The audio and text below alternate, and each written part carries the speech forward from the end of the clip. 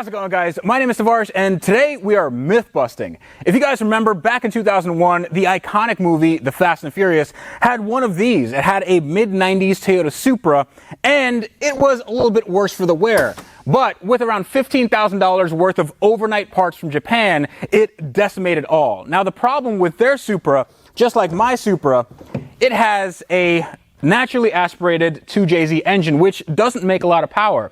However, they had a ton of parts at their disposal, and seemingly overnight, they got that car to a single turbo monster. So then I thought to myself, I got the car, I got the shop, and I ordered a lot of parts.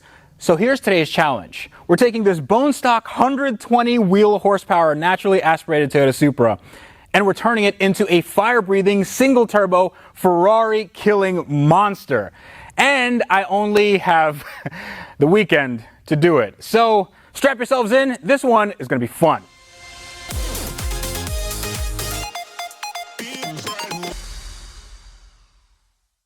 So if you guys are new to the channel, thank you so much for watching. I really hope you enjoy it because this is a special one. This is one of my dream builds. I've always loved the Toyota Supra, and now that I have the chance to actually make one fast, at least in theory, I'm super excited and also a little scared. But none of this would be possible without today's sponsor, AutoTempest.com, also known as a site where I found this Supra, my Lamborghini, my SL55, my truck, my MR2. Did I have another one? Let's just say I spend a lot of time on this site. So if you guys haven't heard of AutoTempest, it is one of the most useful resources I've ever used when it comes to buying used or new cars. Let's just say you want to find the cheapest Toyota Supra in the country. Just go to this drop-down box, go to Toyota Supra, and within any mileage, because we want to find the cheapest one in the country, if not the world, and we hit search. And immediately, AutoTempest finds the best car listings online in one click. So the prices on these Supras are getting insane, but I think I got a pretty good deal. I paid 23 grand for mine. It is an NA hardtop 5-speed, 22 grand. This one is actually in Florida. I've actually seen this car, and it ain't bad at all. It needs some work, but it's a right-hand drive, and it's a turbo with a 6-speed. So if you guys want a really cheap one, check this out. Actually, I shouldn't tell you. I should just buy this. Okay, I'm just gonna cut this. AutoTempest is adding more features every single day, so in the near future, you'll have even more listings to search through in one click. And if you hit this guy right here, it compares with all of Craigslist, not just your local area, so you don't have to go searching city by city. It is just like cheating if you're looking for the best deal possible. So AutoTempest has literally transformed the way I buy cars. I've been using them for years, and it's transformed my channel. I've been able to get these awesome cars for next to nothing. So click the link in the description below right now. So let's begin. This is my 1995 Toyota Supra SE, which means special edition, and it also means super slow. It's slow. It's not a fast car. What we're gonna do is put all those parts into this car and hopefully get it running in about 3 days. But I'm not gonna do this myself because I don't really know what I'm doing. So I got a friend, and you guys might know him. Come on, friend. It's Jared. Yeah, you guys might have seen him on the Dust Ball Rally. The Dust Ball. We went on a Dust Ball Rally, and it was a lot of fun. We took Jared's ISF.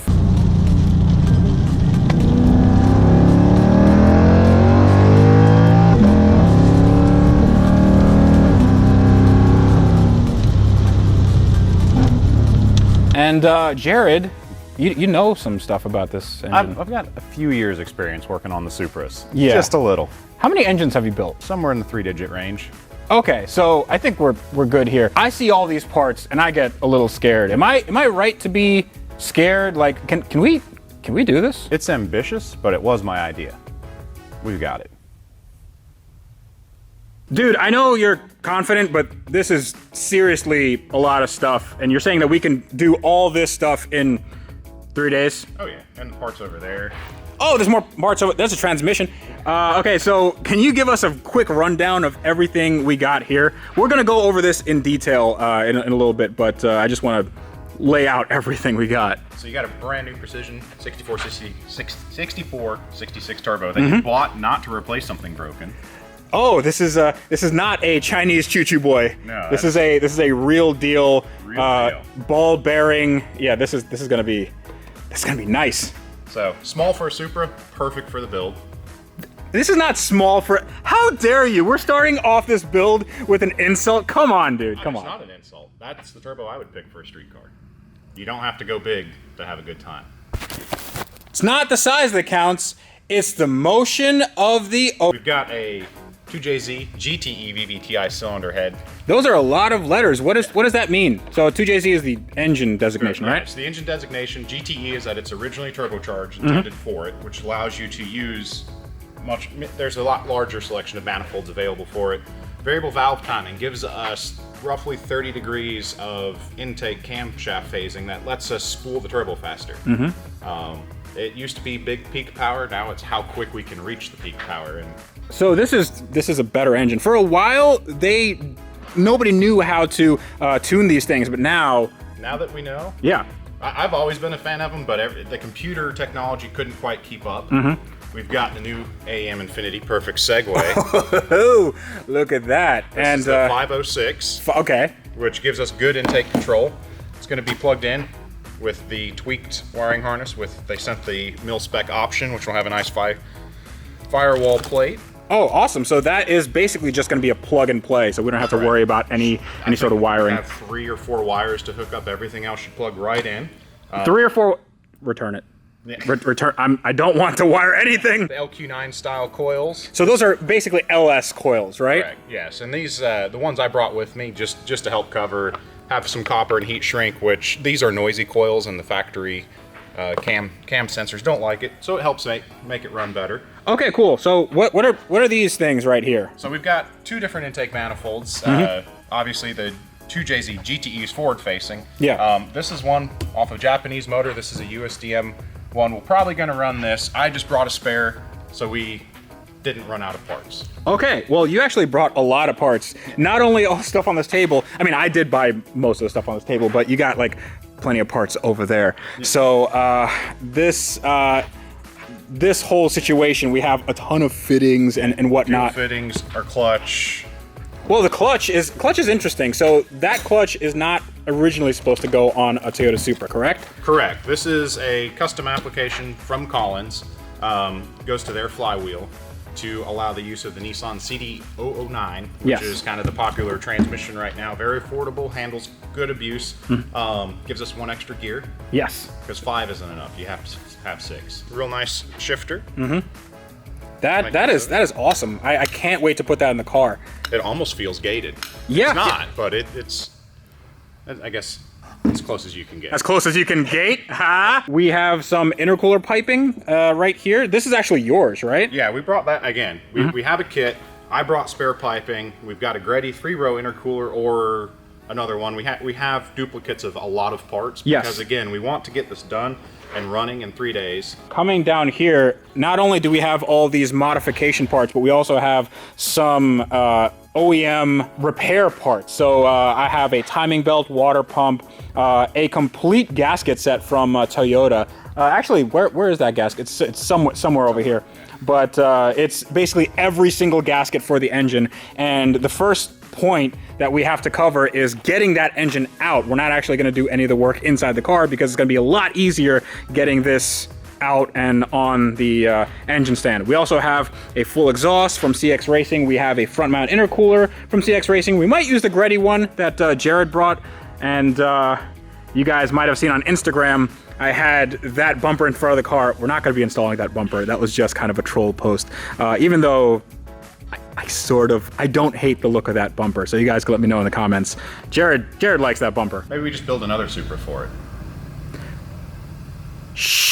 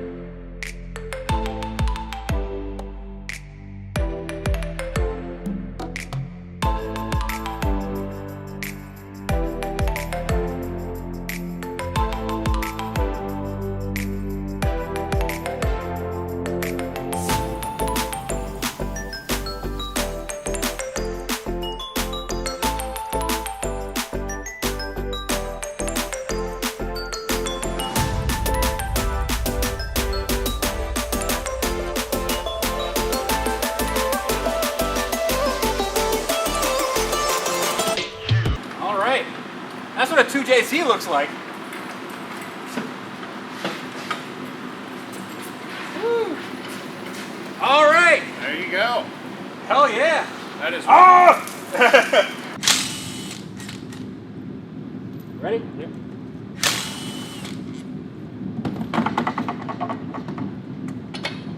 Yeah. Put it anywhere. That was easy. All right, engine is out, and Jared is wasting no time at all. Like we're just kind of rushing through this because we kind of spent a lot of time doing a live stream. You guys should definitely check out the live streams when we do this sort of stuff, even though I don't really announce it beforehand. So Last minute. yeah, it is very last minute. But we took off the clutch, and you can take a look at the clutch right here. It's not in horrible shape, but it looks like it's on its way out at some point. Plus, it's not going to handle the sort of power that we want to push. And we're also we took off that transmission, that 5-speed. So that's probably going to go in the garbage or something, where it belongs. We're getting ready to pull the exhaust manifold off. Mm-hmm. Then we'll put it on an engine stand. Okay. Tear the head off, tear the oil pans off. Mm-hmm. Clean a lot of oil. Yeah, I'm going to have to do a lot of cleaning. And then I'm going to clean in here as well because that is super duper oily. Hopefully we can get this done pretty soon. Head's going to come off, then we have to install all this stuff. And then you're fast, dude. What? I'm actually surprised that all the studs were Still good? Yeah, we're still good. After 200,000 miles, honestly, it could be worse. I mean, it didn't keep. I think it was just lubricating itself. Yeah, with all the oil. Yeah, take a look at this. So one of the issues that we ran into was the fact that I got a new engine mount right here, and these engine mounts are not the right size. There are differences in this mounting bracket to the engine, and these engine mounts are just too big. So we're gonna have to reuse these. They're not in horrible shape. They look like they've been changed in the last, let's call it, few years, and they're not falling apart, so we're just gonna reuse them, and then I'll get these mounts when I can. But this is a 2JZ, guys. This is the legendary 2JZ. We just have to clean it up. Oh no, that's over here. What's over there? Your Instagram picture? Oh, this is the hashtag. Yeah. There you go. Yeah. Hashtag 2JZ. There we go.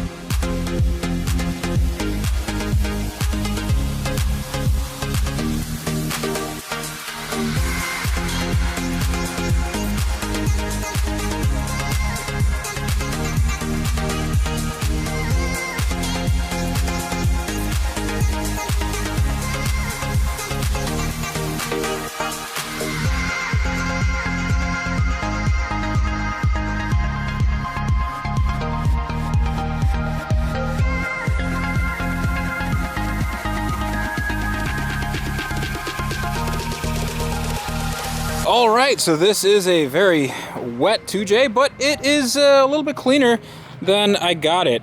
This oil is super caked on there, and it's very hard to take off. But we took off most of it, and I only want to take off the stuff on the block and the oil pan and maybe some of the timing components. The oil pump, we're all going to change. Everything on the timing components, that's all going to go, and also the head. So I know you guys saw me putting water in here. it doesn't really matter because we're taking this all off and we're not going to get any water into the cylinders. So this is going to need a little bit more cleanup, but what's going to need a lot more cleanup is this.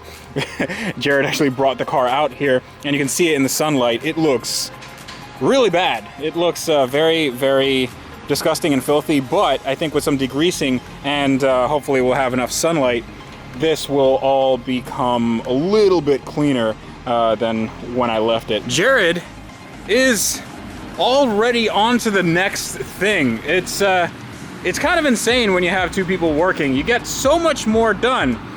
It's also better when you have one guy working that works a little bit more than you. This is the brand new, well, new to me, cylinder head. This is a 2JZ VVTi, and this is the turbo version. This is the GTE. So we also have some BC Brian Crower, right? Yeah. So these are BC valve springs. And retainers. And retainers. These are a little bit, let's call them upgraded. It's not like a super huge upgrade, but they're a little bit stiffer than the stock stuff in there, right? Yeah, just a little bit stiffer. The other thing I always say to consider is the valves move a lot in the life of an engine.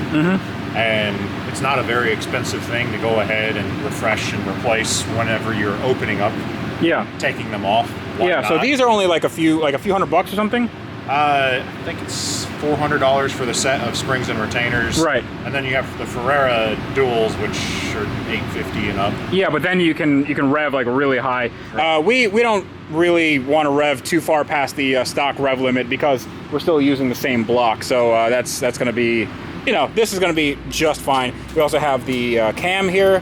This is going to be what, the intake? Yeah, that's the intake. The exhaust stayed in there because when it was shipped, the intake sticks so far out they break off. So. Okay, yeah, we don't want any cams breaking. So this is the bare head, and you took off all the. This is the intake, correct? Yeah, the intake cam caps. Okay.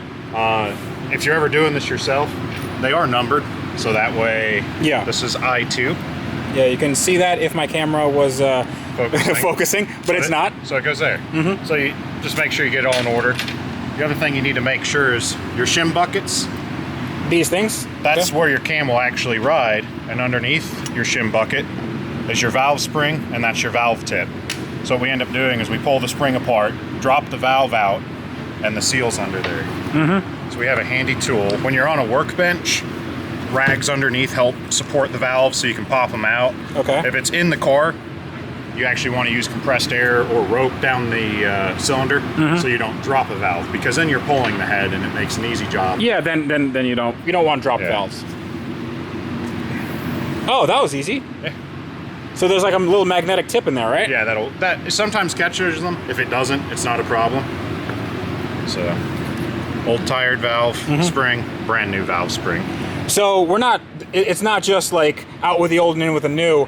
We also have to change that guy right there. That is the valve stem seal, correct? Correct. So you have our nice pliers. Oh, you got the real pliers. I just use the needle nose. I come prepared. Okay. And then this seal here, it's actually supple. Normally that would be a little crunchy. But again, it's a part, take care of it. Okay, cool. So this just has to happen 24 more times. 23 and a half. 23 and a half. And then we'll be done, right? Are you gonna be done cleaning by then? Listen, man, I don't like your tone. I'm leaving. I'm going. It's not even that you're leaving. I'm going. That's dirty. I'm going.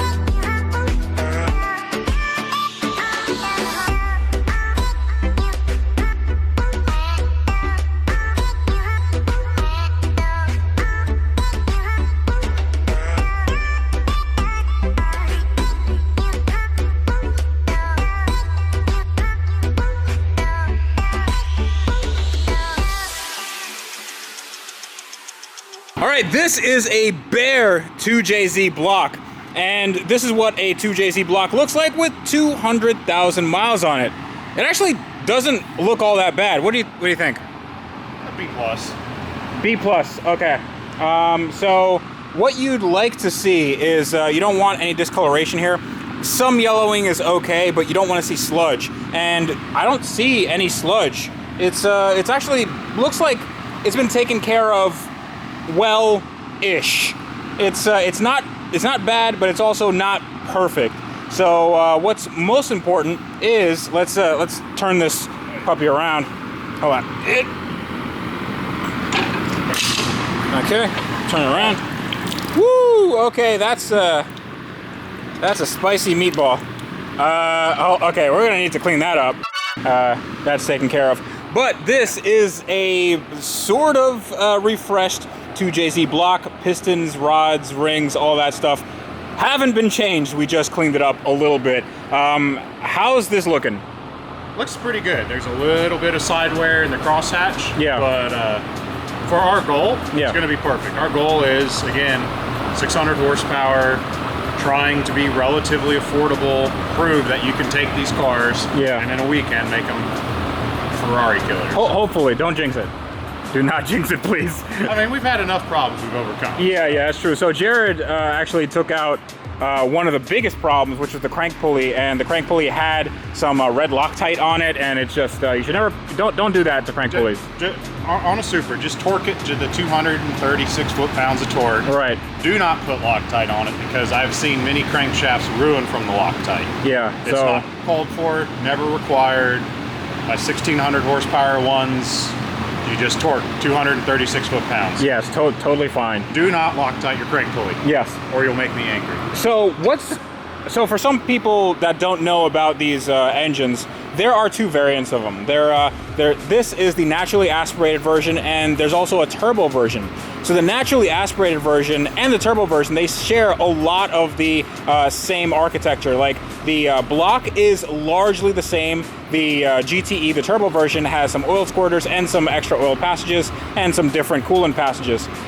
They also have a different design piston, but the crank and the rods are exactly the same between the two, correct? Correct, they're the exact same. And actually the block core casting is the exact same. The difference is there's one extra hole drilled, yeah, and then your 6 oil squirter holes. But the basic block, yeah, is the exact same block. Yeah. Some people prefer building GE blocks because they claim the slight cross drilling and extra holes compromise its strength. Yeah. But this isn't an open deck design. This is a closed deck iron block, so it can handle a lot of power. And with these pistons, these are the naturally aspirated pistons, they actually bump up compression, which means that on the turbo that we got, that's supposed to give us a little bit better spool and a little bit better low-end torque, correct? Correct. Okay. So there's a reason why I did this, and it wasn't just because I'm cheap, but let's be honest, it's because I'm cheap. This is looking really good. The cylinders are looking really good. You can still see the crosshatch after almost 200,000 miles. We turned it around and no oil came back up. The rings are good. So this is basically done. We have to take off the oil pump, which is this guy right here. We have to take off the timing pulley rather. We have to take off the water pump and all the other timing stuff. And then it's gonna be just a bare short block. Then we can start building it up, and that's gonna be the exciting part. I'm excited for that. Yeah, but while Jared does that, I'm gonna go and do the transmission, which is right there. And I'm gonna do my favorite thing in the world, which is metal fabrication and grinding on a transmission that I've never done before. Yeah. So this is my new transmission. This is from a G37, also on a 370Z. This is what's known as a CD009 transmission. I think it has a different name in the newer cars. I think it's a JK41. I could be wrong about that, but this has better synchros than the 350Z ones, and it's generally known that these can handle a lot of power, certainly more power than we're gonna throw at it with my engine and turbo and all that stuff. But this will not obviously bolt up to a 2JZ, not without some adaptation. And that's why I got this Collins adapter A340E bell housing kit. And A340E is actually the Toyota bell housing, the automatic bell housing. You have to get a specific one. I believe it's a J2. And these are actually really cheap. You can get them for under $100. And if you have this kit from Collins, basically what you have to do is you have to cut this at some point. I think it's look right here. Just cut this, and then this all bolts on to the inner structure. So everything you see here is going to get replaced. So what you're looking at is called a Tilton concentric slave cylinder, and it replaces this slave cylinder, which is also concentric but is known to leak sometimes, and when it leaks it goes all over the clutch. This is definitely going to be a performance upgrade, and I haven't even shown you the clutch, which we will install when we get this on the engine. But right now I have to follow the instructions. I have the instructions right here. I have a brand new cutoff wheel on my grinder here. I have my hand protection, I'm gonna get my eye protection and ear protection, and then we're gonna make our incision and get this trans ready to be put into the Supra, and I can't wait.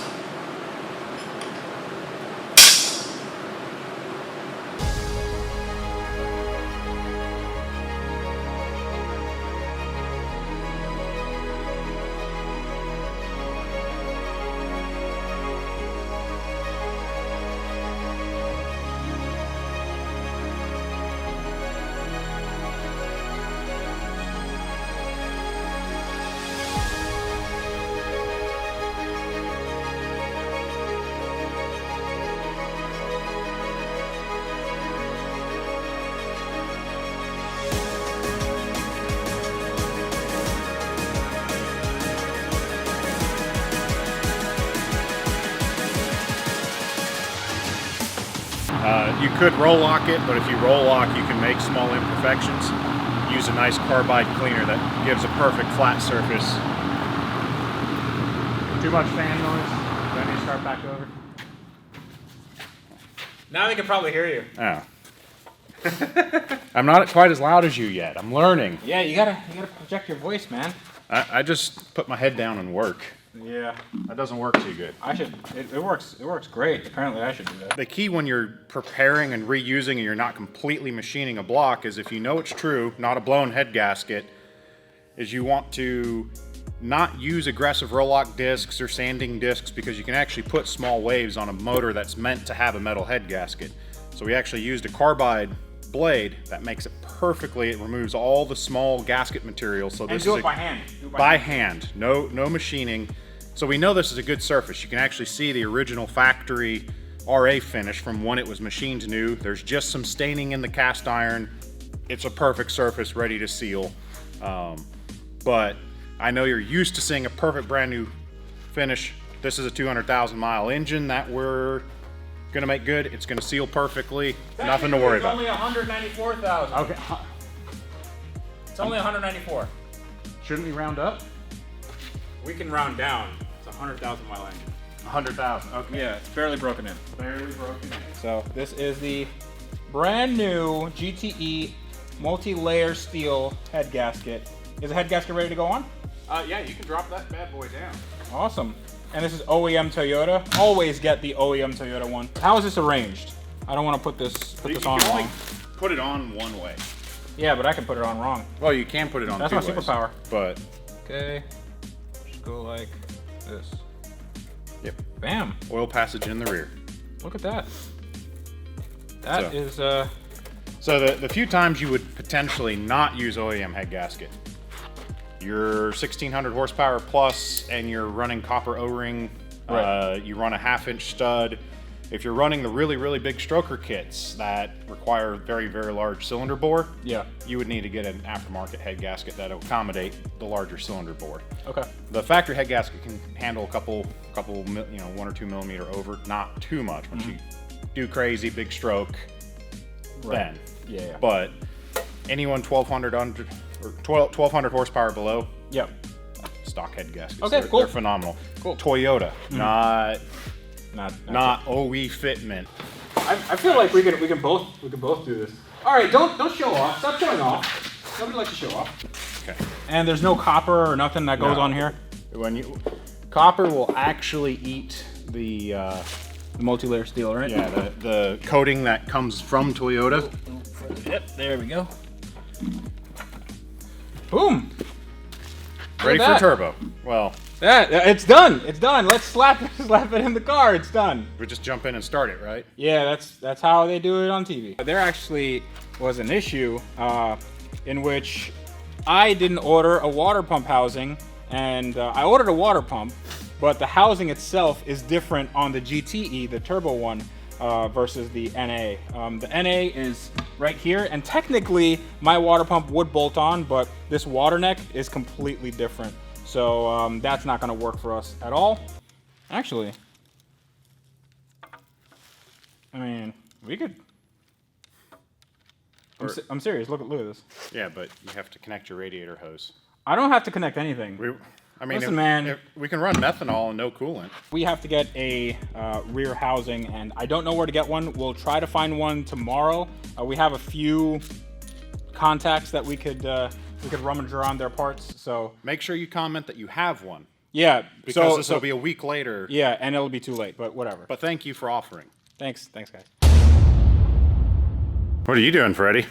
I'm making a list of stuff we need for our Supra turbo or bust build. So we need to time the engine. We need to dress the transmission. Why did you put bust on there? I don't want to bust. We'll leave that alone. We got to dress the engine, dress the transmission, install the shifter, run the fuel lines, which include making new fuel lines out of 8AN fittings, weld fitting onto fuel tank top, which you're gonna do because my welding is bad. Install. Don't you like cars with fuel leaks that catch fire? I don't like them when I own them. Oh, that's and just they haven't caught fire before. That's the pre-purchasing requisite. Yes. Okay. Yeah, so that's before. That's how I get them for cheap, but Okay. I don't like to have that happen. Install the clutch. That's going to be kind of interesting because it's all a custom built thing. Mate transmission. So that means the engine is already ready to go. Install engine and trans. Install front mount intercooler / power steering cooler because the power steering needs to get cooled somehow. Then what do we need to do? Wiring harness. Okay, so wiring harness. We also need to do The AEM. well, yeah, the standalone. But we also got to do the rear diff. Yeah, you got to take care of that rear end. Yeah. Differential. And let's do differential drive shaft. Bleeding the brake so we can stop. And then what else? Go do burnouts. Is that it? Is that it? I mean, then. I mean, there's a bunch of stuff in between there that we forgot. Then So that's step 3. And then profit. Yeah. That's our plan. Okay, so we have to get to here. Let's hope we can do all this today. Yeah. What do you think? You think we can do this today? Oh yeah. We're doing it. Okay, cool. Yeah, It may be tomorrow, but we won't go home. it's technically today, tomorrow. Yeah. I don't know what day it is. Do you know what day it is? Someday. Good. All right, cool. Let's get And to then it. quick updates on where things sit. Old pan is now sealed up. Working on mounting our fuel rail, working through the adapters. These are not the injectors that I bought. What are these? They're FIC fuel injector clinic, either 1000s or 1150s. Okay, we'll figure out which ones they are. I'll confirm the part number, but they're the ones that would fit our lower adapters correctly. We'll be mounting up wastegate and turbo here in a little bit. the emergency part water pump. Oh, thank you, Real Street. Shout out to Real Street. They were closed today, and I called up one of their guys, and this was the last water pump that they had, and the reason why we got this is because the other one from the GE, the non-turbo one, didn't fit. So this is what we need, the back half, and this connects to our engine. So we were super lucky to get this, so thanks again. Parts table is getting smaller. It looks cluttered, but there's less parts on it. We're making progress.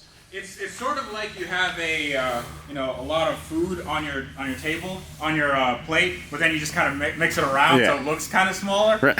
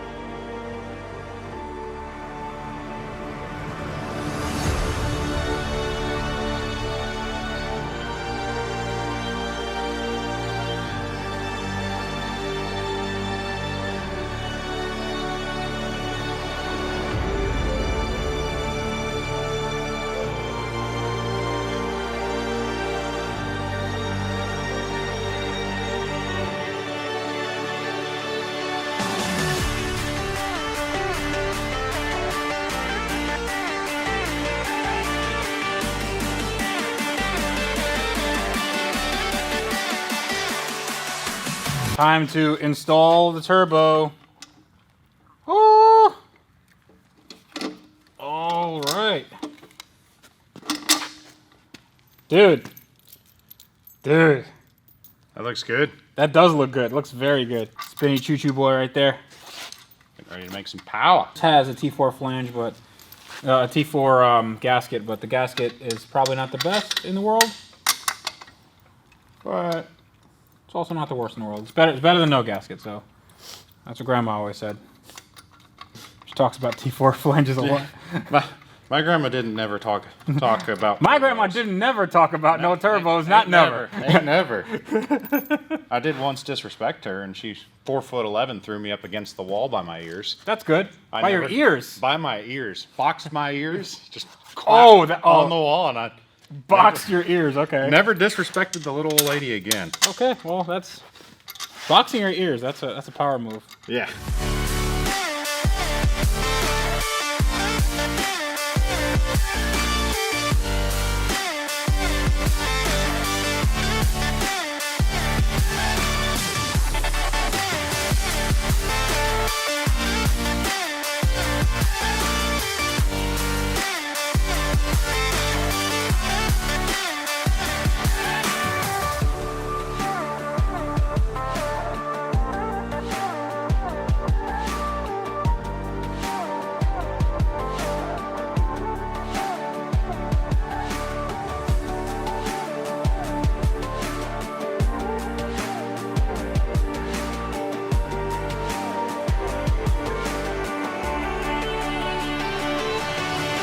Hey, Freddie. Hi. What are you doing? Right now, I'm chasing the threads with a little tool you made. It's just an old flywheel bolt, and you cut reliefs in it. That's probably not going to pick it up very well. Yeah, there we go. I can't go any closer. Okay, cool. So you just cut reliefs in it, and I just put it into the thread, and it cleans up all of the junk that could have accumulated, whether it's Loctite or whatever. I'm just making sure the threads are all okay. Just going back and forth a little bit, but they all seem to be okay. And I'm going to be installing this Collins adapter flywheel kit. Now, it's a little bit different than your usual flywheel kit.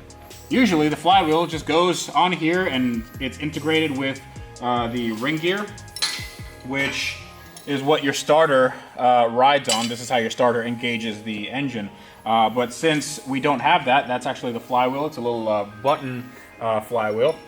Then what we have to do is we have to use an automatic flex plate. This is from, I believe, an IS300. So we take this little spacer that goes behind the flywheel. It's supposed to be like this, right? Then we put it... Yeah, that's right. Who do you think I am, huh? You You wanna know what I'm talking about? Sometimes there are little dowels on flywheels and you have to align them because they're machined in a certain way. But on this one, actually, it's like choose your own adventure. Usually if they have a timing gear, like most Nissans where they crank trigger wheels on the flywheel, yes, that's where you'll have a dowel. Yes. So, what you then gotta do is take your spacer here and... Oh, be careful, there's grease on the heads. Okay, so there's grease on the heads because you just greased them, right? Yep. So there's a spacer that goes right here. It's almost like a, I don't know, you'd call it like a 4-lug and 5-lug wheel. So Loctite is, well, the red kind is the kind that you don't want to ever take off unless it's with heat or with a lot of stress. I'm just doing up by hand to make sure everything gets in its thread, and then I have to torque it down. We're gonna do it in 3 stages. First stage is 20 foot-pounds, second stage is 40 foot-pounds, and the third stage is 56 foot-pounds, and that's gonna be in a star pattern. Super easy. And then the clutch goes on, and look at how small this clutch is. It's like a little tiny clutch. There is going to be a little chatter. These clutches do tend to chatter, but I want the engagement to be smooth. So we'll see how that is. You know, if it's like an on and off clutch, which it could be, I'm not, you know, it's not going to be the end of the world, but it'd be kind of cool if there was interesting enough engagement. I actually really do like this Collins kit because it allows me to have a 6-speed in my Supra and not have to pay $8,000. And if my transmission breaks, I don't have to pay $8,000. And the best part about it is, I save $8,000.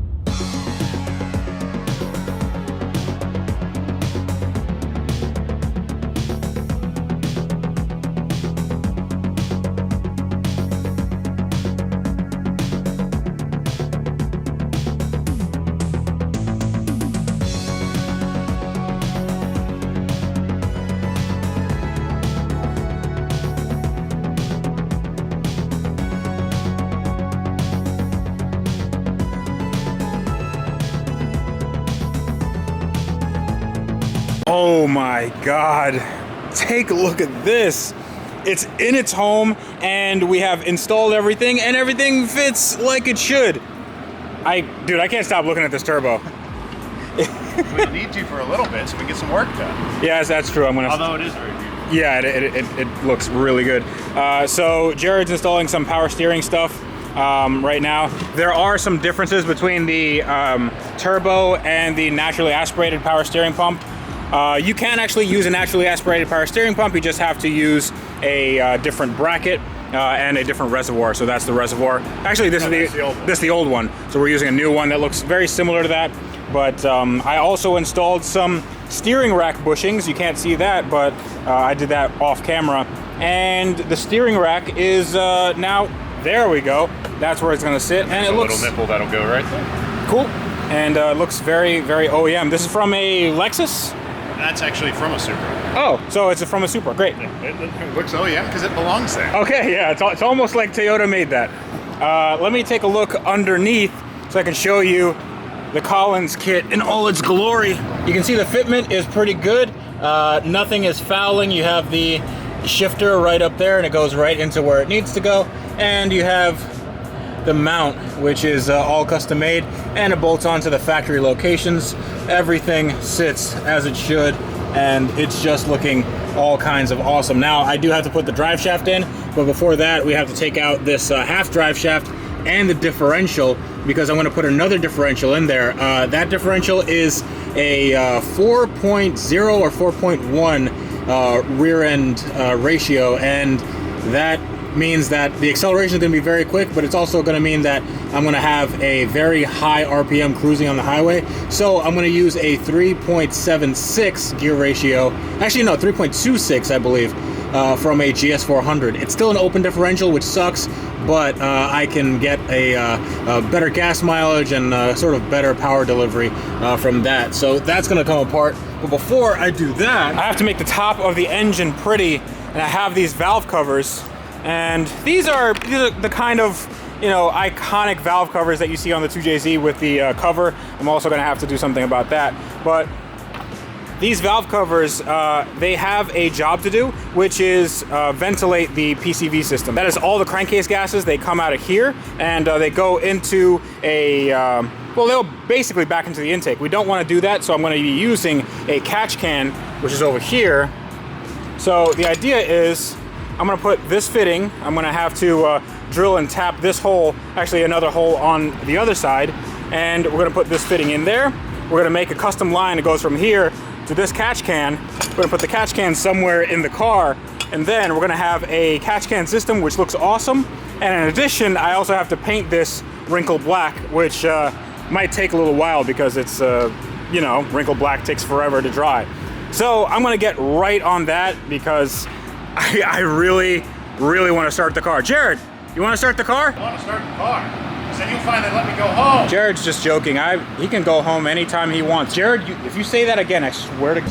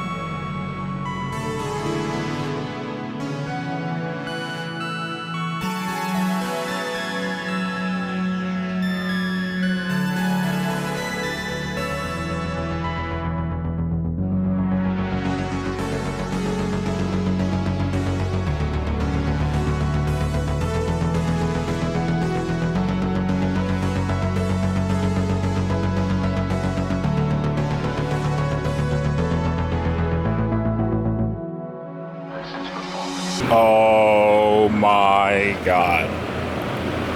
I think we got an engine that looks like something now. I'm happy. Yeah, I'm a little more than happy. I can't believe that this is still the same block. This still has 200,000 miles on it. Well, I mean, we dressed it up, but it's a little more than dressed up. Okay, fine.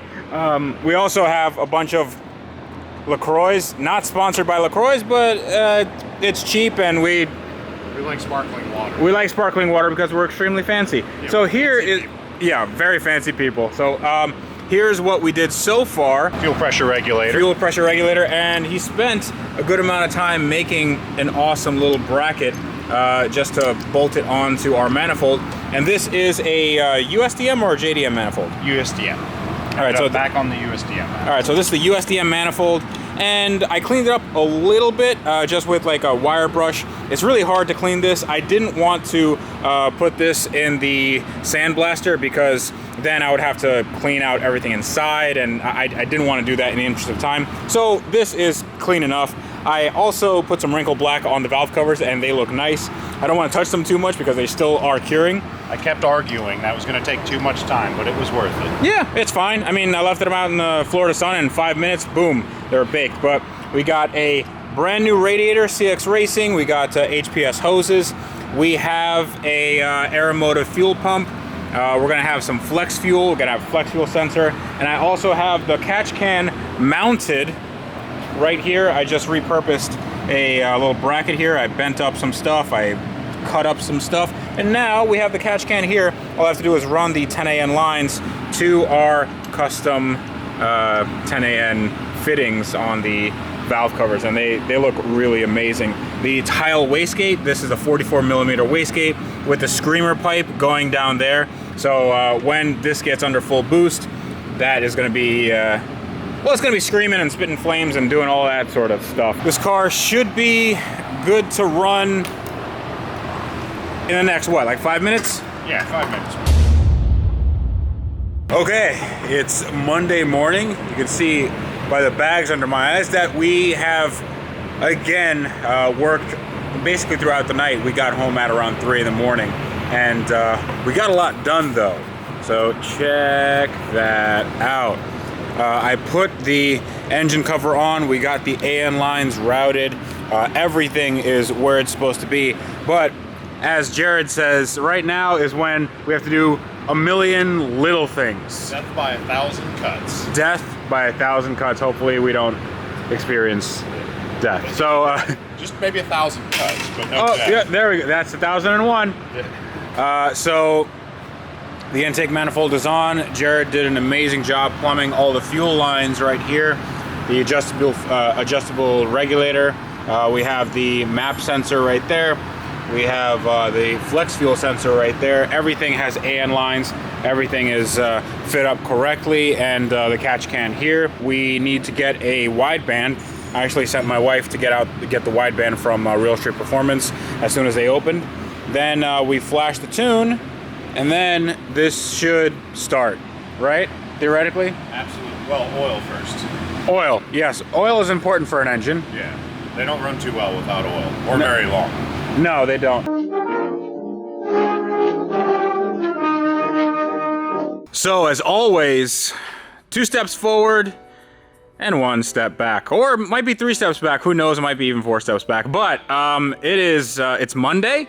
We started this on Friday at noon. Now it's Monday, 2 p.m. 2 p.m., yeah. 2 p.m. and we're be on the road about 10 a.m. Yeah. But Jared should have been on the road 2 hours ago. He should have been on the way home, but he's still here because we had some issues, and most of the build, most of these builds is just little stuff. It's not the engine coming apart. Yeah, it's not the engine going back in. It's like these fittings, making sure that they don't leak. We do brackets. Have, the making brackets, it took a long time. Just making lines, making sure that they don't leak, making sure that they don't fray. And we were pressure testing a few things, and there's a leak coming from the fuel fitting in the back. So that's gonna have to get re-welded, but it's not that bad, and we can still start it. There's also a leak coming from one of the fittings on the slave cylinder, which is very hard to get to, but I think I can get to it later on. So we're just not gonna use the clutch right now just to start it. Right now, obviously, we can't put the car on the road, but we can see if the engine is gonna fire into life, because we did get, what? And make happy noise. It's gonna make some happy noise. We also had a problem with the AEM. Apparently the AEM Infinity ECU is harder to crack than Fort Knox. There's some security code issue where if you didn't have the original security code that came in the box, which I did not, I bought the secondhand. It is a new unit, but it was a secondhand unit, and I ended up not getting that security code, so there was this whole big runaround, and Jay from Real Street again just came through, and he really helped us out, and he got us that security code. And also this morning my wife went to get some sensor. She got this also from Real Street, this and a air intake temperature sensor right underneath the intake. So we should be good as far as sensors. Everything is sort of calibrated. You've taken a look at the... Yeah, flashed the map, went through, zeroed all the sensors out, corrected them for the slight differences in throttle ranges. So Yeah. we should be able to fire up. Everything's reporting like it should. Okay, I mean, Running on like it should. yeah, we don't have any fuel leaks. I mean, other than that one in the back, but I'm still gonna get a fire extinguisher. You always need one. That's because you're on fire, Freddie. That's because I'm on fire, and hopefully this car won't be. We're gonna use this Liquid Moly. The guys from Liquid Moly came by a few days ago, and they hooked me up with this new Moly Gen. This is supposed to be really good for turbo engines, and this is a additive that you put in, and it adheres to the block. And it doesn't matter what kind of block it is. It doesn't matter if it has Alusil or Nikasil liners. It's supposed to be pretty good. I haven't tried it yet. I just want to try it out, especially on an engine that has a lot of mileage on it. At least the block does. And we're just using regular 540 weight motor oil. So A block that two guys threw together. in literally seamless days. in a weekend. Yes. So also this is a green motor oil. Check that out. Ooh. Yeah, so there's a lot of weird color fluids in this car. How's this been for you, Jared? It's been a blast, actually. I've had fun. I was worried What were we worried about? that you weren't going to be as cool as you are on YouTube. Aw, see, this is why I like Jared. I thought it was just all editing tricks. This is why. I'm just gonna stroke your beard on camera. That's why I like Jared right there. See, and the proof that you can see how much it's grown in where I tried to. Yeah. And see how much it's grayed since Friday?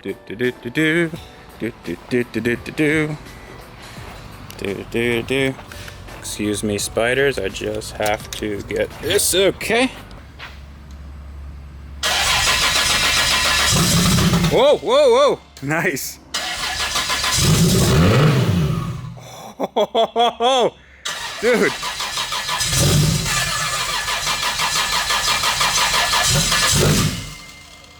Okay. Come on.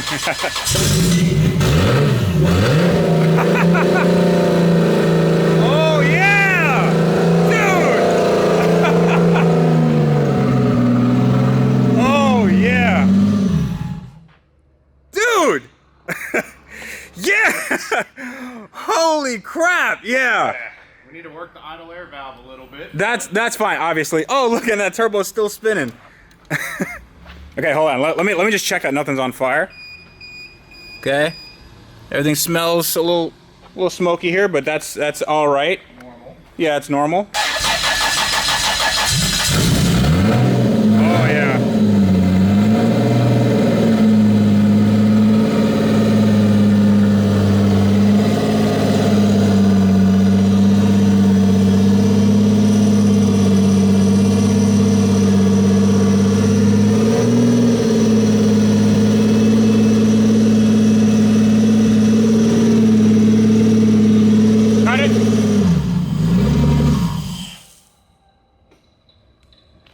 All right, what is something's leaking out.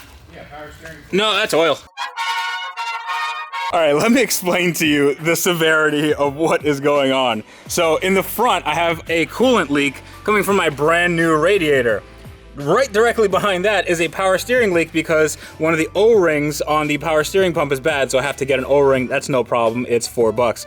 Behind that is a big oil leak because the pressurized oil came out of one of the fittings, and I just had to tighten down the fittings for the turbo. That's not a problem. And behind that is the clutch line leaking, and that might actually be a problem. And also behind that, you can't see, but there is a fuel leak. Literally every fluid in this car is leaking at this point, and I think it's hilarious. So I have to figure out where. Actually, the refrigerant isn't leaking. No, or brake fluid. Brake fluid, well, technically it is because clutch and brake fluid are. Okay, so I have to figure out where in here this is leaking. And might be in here somewhere. I don't know. We'll figure it out. But should we keep the car running? Well, let's see if we fix that oil leak at least. Yeah, we'll fire up one more time. Yeah. Let it run long enough to not be vomiting fluids, so we can. Well, it's gonna vomit more fluids if that's a leak. That's fine.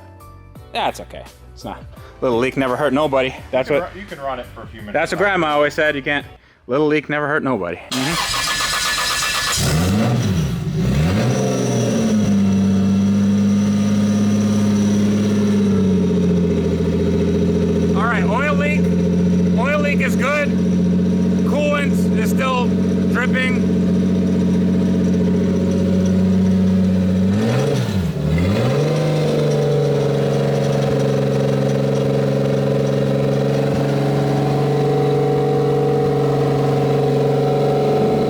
warmed up.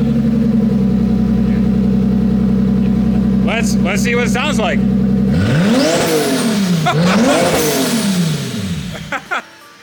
Okay, well there you go.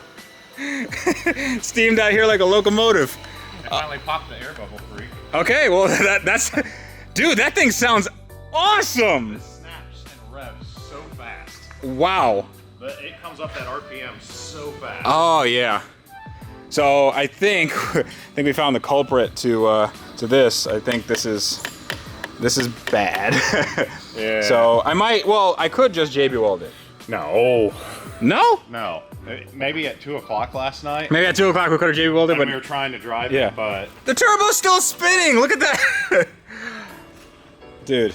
this thing snaps to life. That's what we wanted. Dude, this thing is amazing. Obviously, This- we have some troubleshooting to do. Well, I have troubleshooting to do.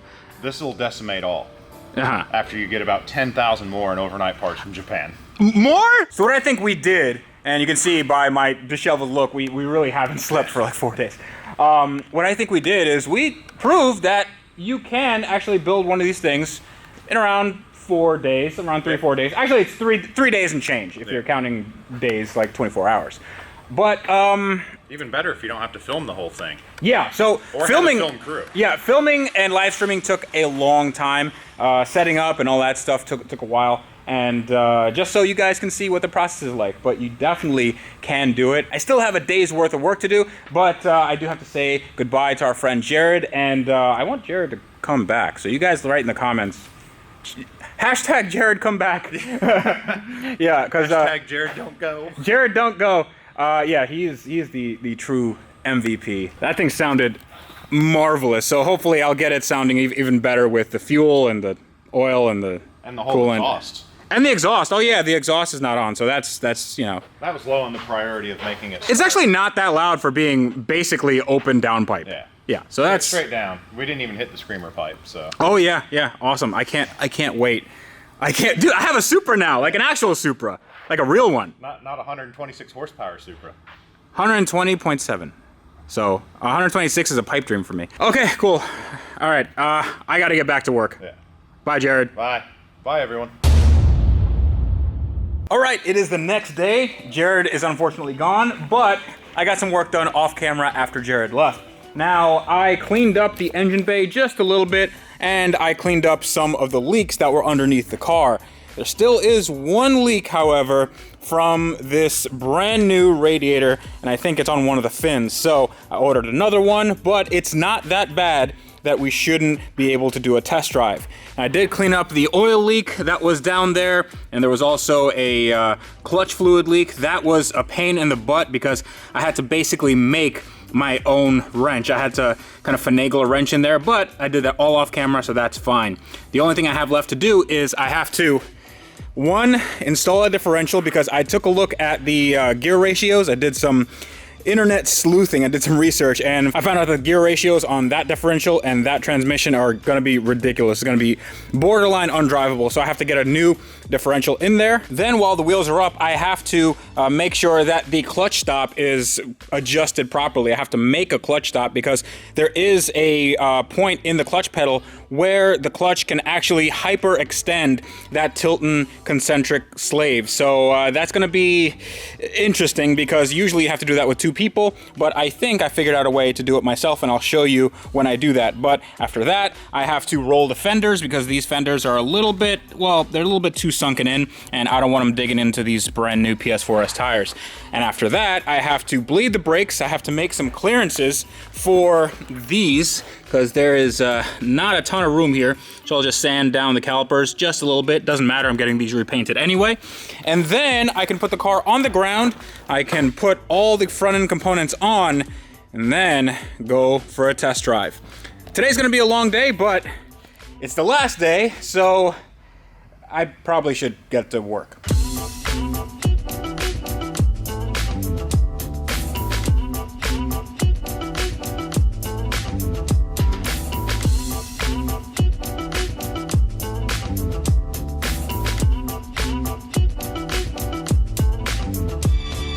All right, now we got the differential out. That wasn't so hard. My fingers are pretty bruised up. But here is the old differential, and there is the new one. The new one I put in air quotes because it's not exactly new, but this is a differential from a Lexus GS400, and this has the final drive rear end ratio that we need. See, this one, after doing some research, I realized that it's like a 4.0 or 4.1, which would translate into some ridiculous amount of acceleration. Basically, it would just smoke the tires on every gear, and I would be really high in the revs if I was to go on the highway or just cruise.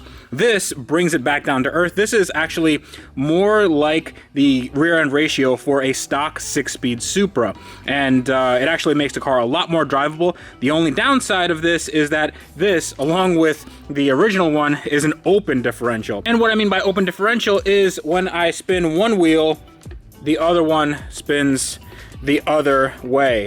In a limited slip differential, they both spin the same way. Basically, what it means is it provides power to the wheel that grips the least, which is not exactly what we need in a performance car. So I want to give a shout out to the guys that sent me this differential. Now, I don't remember their name because I tried to look at my eBay history, I tried to look at my purchase history, and it didn't show up. Apparently eBay just deletes all the information after a certain amount of days, and I can't click on it. So if you are the people that provided me with this, please send me a message, and I will make sure to shout you out in the next video. But yeah, so sorry about that.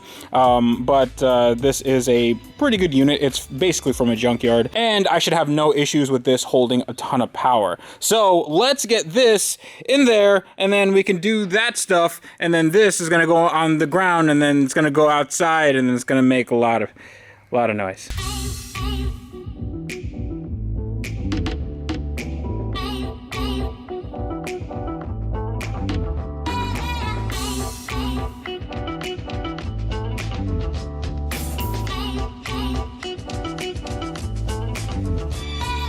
Hello everyone, welcome to the next day. That's right, it is the next day. We are in double, super, triple secret overtime. And this car is almost ready to go on a test drive. Actually, I just needed to put it on the ground and we can start it right up and go for a ride. But yesterday was pretty hard because the exhaust that I had, apparently I had the wrong parts. I don't know, maybe there was a mix-up in shipping, but I got the wrong parts. I apparently got the wrong mid-pipe section, and I ended up having to weld on. Well, I didn't weld it on. Tony, the welding Jedi, he came through at the last second, and he welded on a new flange to make sure that my exhaust could go on and it could sound, well, it could sound good. You'll hear it in a second. But in addition to this, I got a few other things done. So I rolled the fenders here, I bled the brakes, and I also set that clutch stop. Well, the clutch pedal needs an actual stop, otherwise I hyperextend that clutch slave cylinder. However, that clutch slave cylinder requires a lot of fluid, and the fluid that I have in here, it just isn't enough. So I'm gonna have to get a new slave cylinder, actually a new master cylinder. It's a bigger one. It's one specifically made for the Tilton, and this one works, but the clutch is basically all the way on the bottom of the pedal travel, and it's been adjusted. It's adjusted as far as it can go. I bled the system. You can see the bleeder right here. I bled the system perfectly, and there's no leaks, and it just is really just super on the bottom, and I don't want that to be normal. So new master cylinder on the way, but that's not going to stop us from doing what we're going to do. Another thing that's not going to stop us is this radiator. I ordered a brand new radiator yesterday, but I also rerouted the line for the overflow tank. So I just used this 6AN line, and I just secured it with these guys. And now it's a more elegant solution. It's a lot more clean. This one is still leaking just a little bit. It's not going to stop us from driving, but it is a pain in the butt. So I also found a little leak on our sandwich plate. There's a leak where the oil pressure adapter goes into, and that's gonna just need to be tightened up. I didn't tighten it up as of yet because it's a really small leak and it's just kind of hard to get to, and I wanted to get this car on the road because we're actually losing daylight.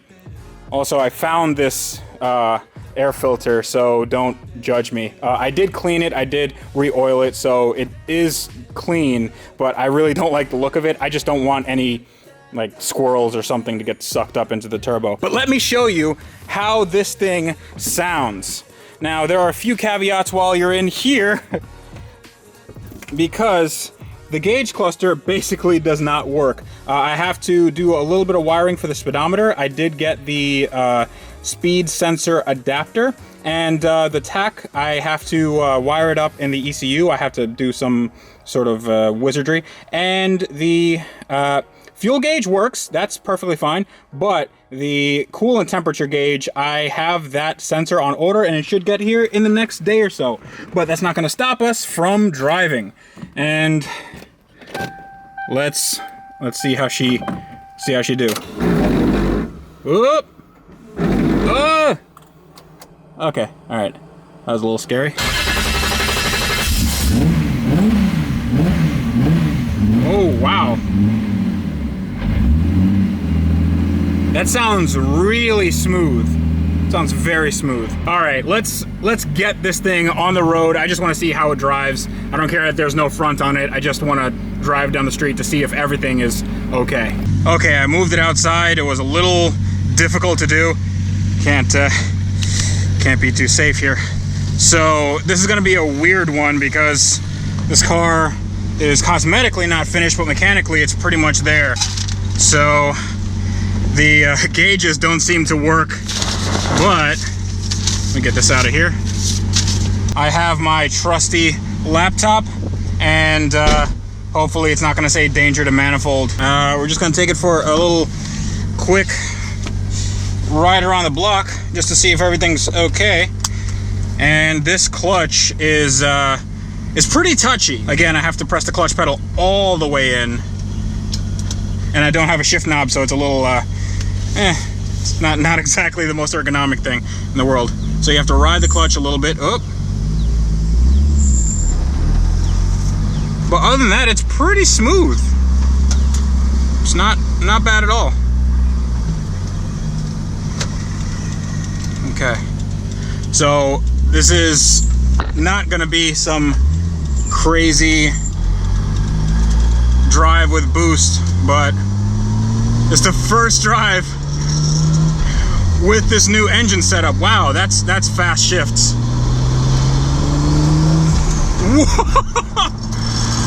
You already feel a difference. Wow. And I've never driven on these tires, on these wheels, and with this suspension.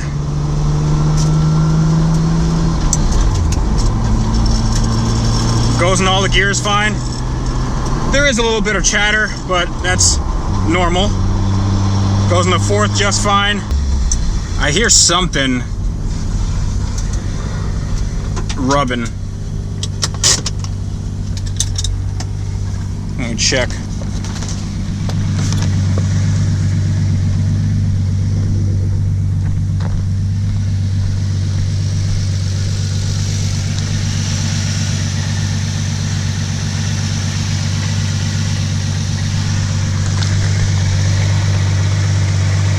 I don't see anything. Might be these mud guards, or just some yeah, it's probably just something loose, but nothing seems to be exploding. Everything seems to be all right. Sorry, I'm not giving you more commentary. I'm just very nervous. I want to see if it goes into boost a little bit.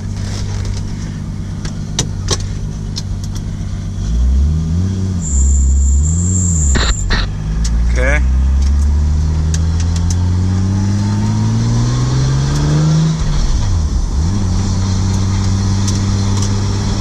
Let's do second gear a little bit.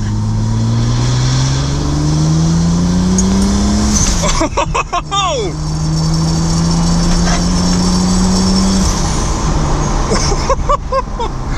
Wow!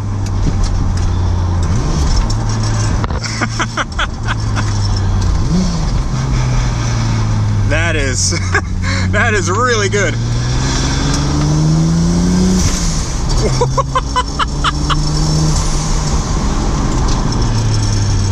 Wow.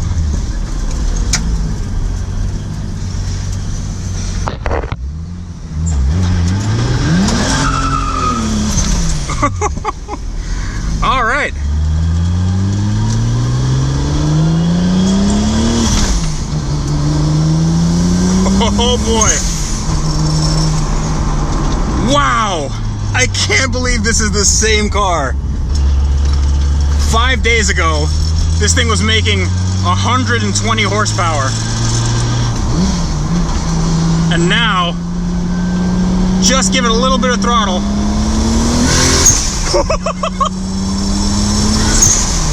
Wow! Oh my God! We got wastegate opening up that time. That differential is...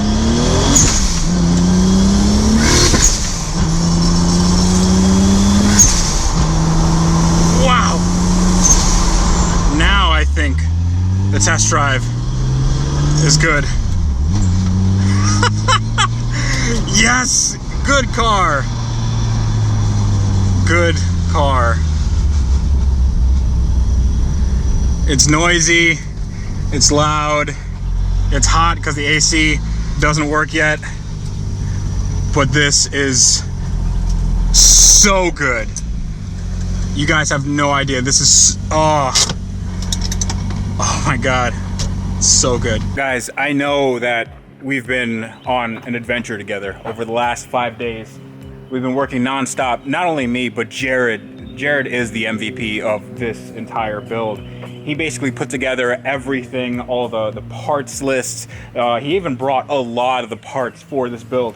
I thought that I bought everything, and turns out I bought like half of the things I needed. So we got enough.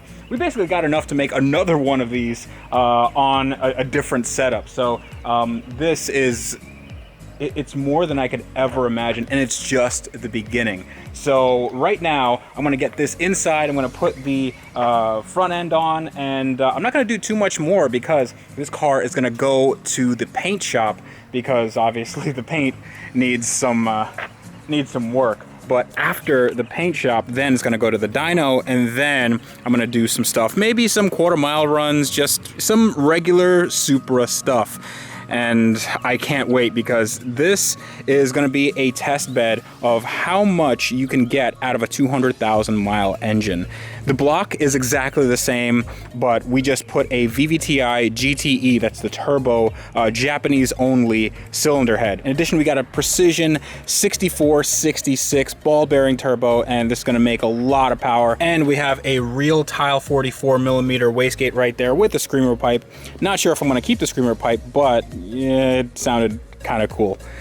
Also, we have this TRD, real TRD strut bar with Japanese instructions. I kind of figured out what to do there, but I love the way it looks. And the valve covers are tapped with 10AN lines going to an oil catch can made custom. We have a intercooler setup, a Greddy front mount with some CX Racing intercooler lines. We have a CX Racing blow-off valve. Not sure if I'm going to change that. It's a knockoff of the HKS. Also a CX Racing power steering cooler. We have a brand new battery. We have battery tie down, CX Racing radiator that I need to replace, unfortunately. And we have stock motor mounts, believe it or not. I did order some new ones, but they just didn't fit with the brackets that I had.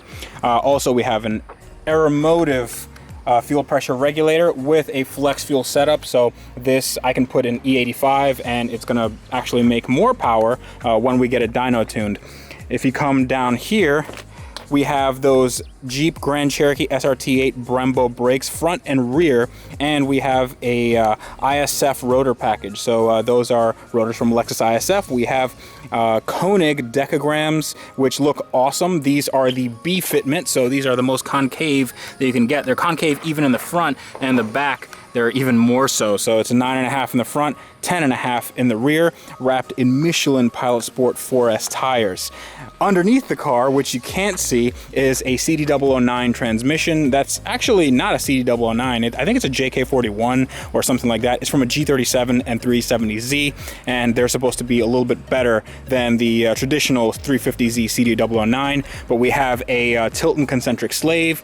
We have a 7.5-inch dual disc clutch, and I'm not sure who makes that, but it comes in the Collins adapter kit. And Collins adapters are the only major player in this game. If you want to adapt any transmission to any engine, basically they are your best bet. They went above and beyond for this build, and they gave me all the support that I needed. And to make it all work, I have this tweaked wiring harness. You can see this tweaked performance right there. It's a mil-spec connector for the firewall, and this had no issues whatsoever. Everything plugged in, everything worked, and the only reason my speedometer and stuff doesn't work, that's because I don't have a speed sensor. Unfortunately, the transmission doesn't have a speed sensor, so I'll have to get it from one of the wheel speed sensors. That is actually an addendum to the tweaked performance harness, so that's not their fault. This is all my fault. But the tweaked harness works perfectly, and it works perfectly with the AEM Infinity, which is down there underneath the fire extinguisher somewhere. And also the CX Racing full catback system that I did have to modify because I just got the wrong one. I think I got one for a Lexus SC, and this one was obviously not a SC. This thing is coming along, and it looks rough now, but when it gets out of the paint shop, it's gonna look like $1,000,000, and then I might sell it. So it's been a long time. I've been rambling. I'd like to thank our sponsor, AutoTempest.com. Without them, I would not have this car. I bought this car on AutoTempest, just searching, browsing, window shopping like I always do. So check that link in the video description. It's free. I use it every single day, so go check it out. And also, thanks a lot to Jared. Thanks a lot to Tony, the Welding Jedi. And thanks a lot to all of you for watching. If you don't mind, I'm gonna go clean myself up because I'm very, very tired. So until next time, this is me reminding you guys that on cars like this, that now have awesome boost setups that I can only dream of when I was a kid, you guys need to wrench every day.